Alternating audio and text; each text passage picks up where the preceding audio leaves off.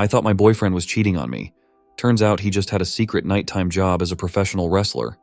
Hey everyone, I need some serious advice because my life has turned into an insane soap opera, and I'm honestly not sure what to do next.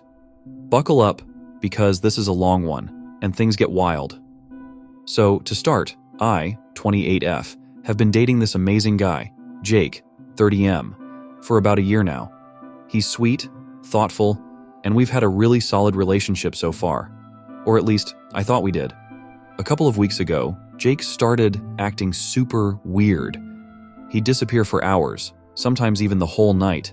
And when I asked him about it, he'd give me the vaguest excuses like, "Oh, I had to help a friend with something," or "I got caught up at work." One night, he comes home at 2 a.m., absolutely covered in glitter. I kid you not, glitter from head to toe. When I asked him what the heck happened, he just mumbled something about a glitter bomb at the office. I mean, what kind of office has glitter bombs? So naturally, I started getting suspicious. Was he cheating? Was he involved in some underground glitter smuggling ring? I had to find out. I decided to do a little investigating. I followed him one evening when he said he was going to a work thing. It led me to this sketchy warehouse on the outskirts of town. I snuck in through a side door, and what do I see? Jake, in a wrestling ring, dressed in the most outrageous costume, fighting some dude who looked like a pirate on steroids.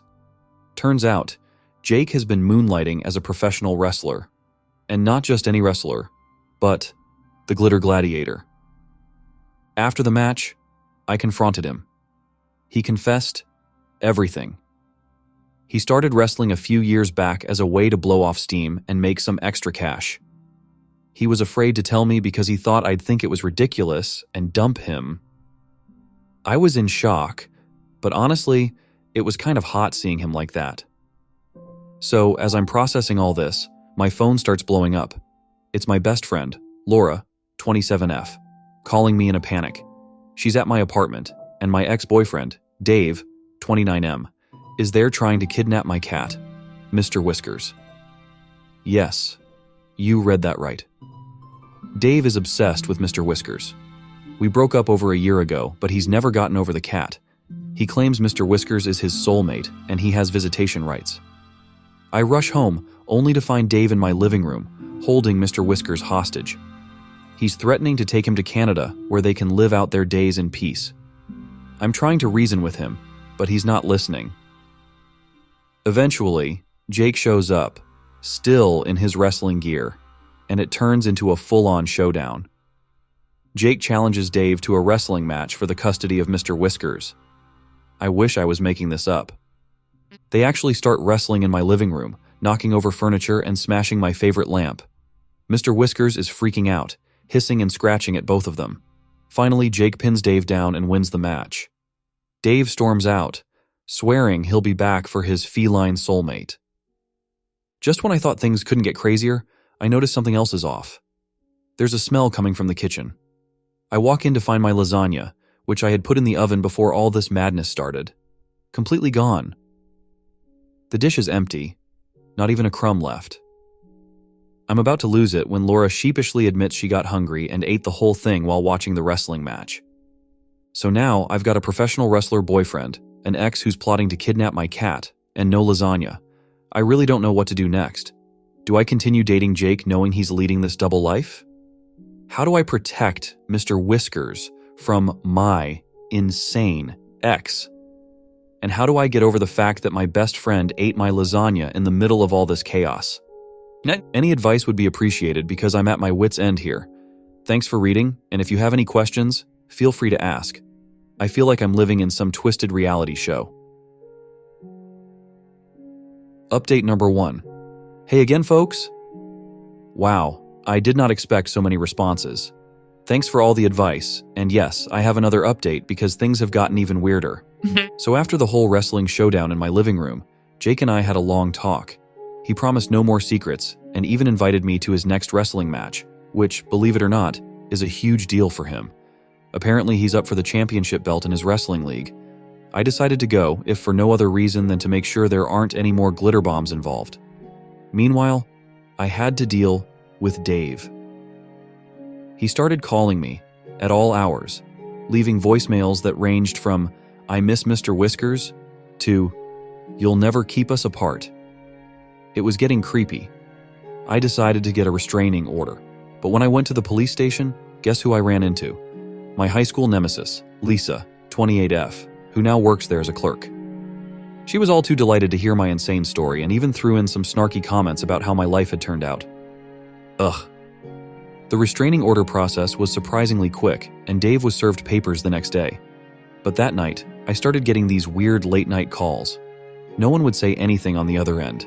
Just heavy breathing and occasional cat meows. I was losing sleep and patience. Jake, bless his heart, decided to stay over more often to make sure I felt safe. One night, he got a call too. He looked freaked out and wouldn't tell me who it was. He just said, "It's complicated." So now I'm paranoid he has another secret. Fast forward to the night of the big match. Jake is getting ready, and I'm in the audience with Laura, who, by the way, brought a huge lasagna to make up for the one she ate. As we're watching, this mysterious guy in a trench coat sits down next to us. He smells like trouble and garlic. He leans over and whispers to me, "You don't know the whole story about Jake." Before I can respond, the match starts, and it's chaos. Jake is doing his thing, but he seems distracted. Halfway through, Dave storms into the ring, dressed as a frickin' pirate, and starts attacking Jake. The referee is trying to break it up, the audience is going wild, and I'm just sitting there with my mouth open.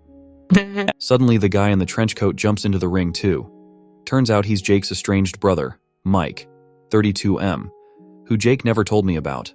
Mike is also a wrestler, but he's been banned from the league for unsportsmanlike conduct. He starts fighting Dave, and it's a total free-for-all.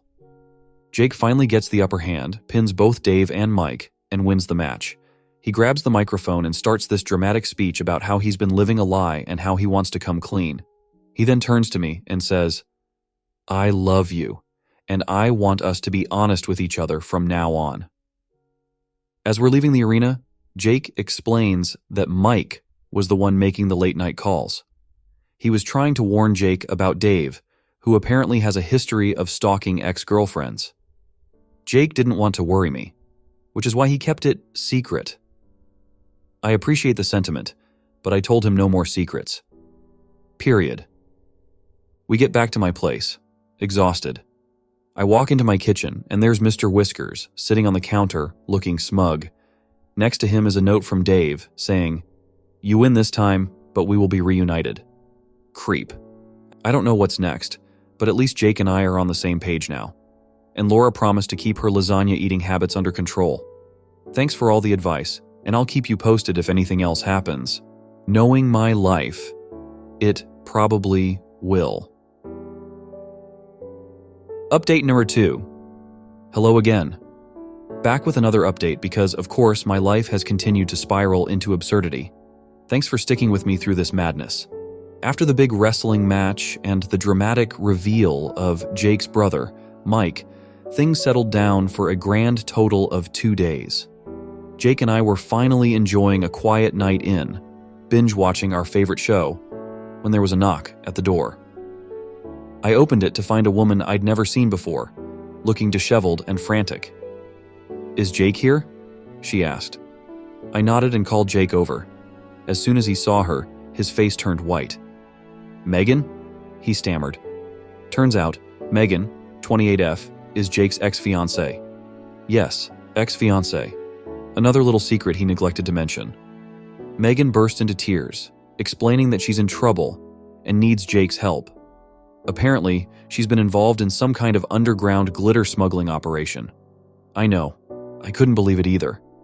And she's being hunted by a gang who calls themselves the Sparkle Squad. I thought she was joking, but Jake looked seriously concerned. Jake admitted to me that he used to be involved with these people before we met, which is how he got the nickname the Glitter Gladiator. He thought he'd left that life behind, but Megan's reappearance meant it was far from over. So now, I've got a glitter smuggling gang after my boyfriend and his ex-fiancée hiding out in our apartment. Jake decides we need to go on the offensive and take down the Sparkle Squad once and for all. He calls in some favors from his wrestling buddies, and before I know it, we're planning a heist movie-style operation. The plan was to infiltrate their hideout, steal their stash of glitter, and expose their operation to the authorities. Sounds simple, right? Wrong. The night of the operation, everything that could go wrong did. First, our getaway car, courtesy of Jake's wrestling buddy Tank, broke down. We had to commandeer a scooter rental station to make our way to the hideout. Picture a bunch of wrestlers, Megan and me, scooting down the street in the dead of night. We get to the hideout, and things seem to be going well until Tank accidentally triggers an alarm. Suddenly, we're surrounded by the Sparkle Squad, who are armed with glitter cannons. A massive glitter battle ensues. It's chaos. Glitter everywhere, people slipping and sliding, and I'm pretty sure I'll be finding glitter in my hair for the next decade. In the midst of the battle, Megan manages to find their glitter stash and sets off a smoke bomb to cover our escape. We make it out, glitter-covered and exhausted, but successful. We handed over the evidence to the authorities, who promised to shut down the operation. With the Sparkle Squad out of the picture, Megan decided to lay low for a while. She thanked Jake for his help and left town to start fresh. Jake and I had another long talk about honesty and secrets. He swore there were no more surprises, and I believed him.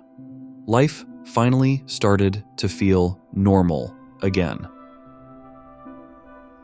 Until yesterday, when I got a letter in the mail. It was from Dave. He's in jail now for violating the restraining order, but his letter was filled with ramblings about how Mr. Whiskers is sending him secret messages and how he'll escape to rescue him.